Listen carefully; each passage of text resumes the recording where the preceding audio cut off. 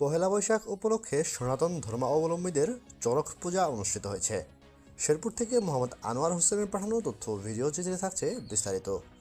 অভিযান নিউজ টিভির সাথে আছি আমি তৌফিক হাসান।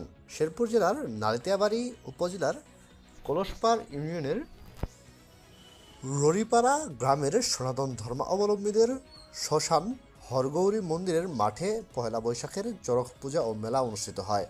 প্রতি বছরের ন্যায় এবারও সনাতন ধর্মাবলম্বীদের চৈতী পূজা ও হরগৌরী মন্দিরে ৩৮ বছর ধরে হয়ে আসছে এই পূজা।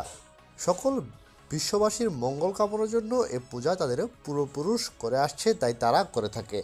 এবছরের শেষের দিকে চৈতী সংক্রান্তি বলে কথা বলে জানা যায়, গোপালচন্দ্র বর্মন তান্ত্রিক সর্বকালের সর্বশ্রেষ্ঠ মহাদেবের এই পূজা পূর্ব মহাপৃষ্ঠ এই মহাদেব আজ পূজা খেয়ে ছেড়ে দেবে এবং পরে শবদেবতা পূজা পাবে বলে জানায়।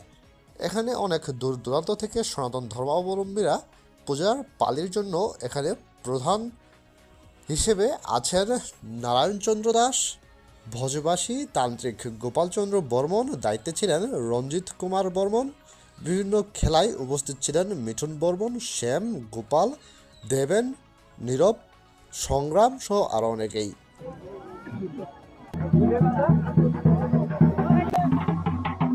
ধর্মীয় দিক প্রকাশ করে এখানে অনেক মঞ্চভূত হয়ে অনেক দিক দেখানো হয়, মেলা হয়, চড়ক পূজায় সবাই প্রদর্শন করতে আসে।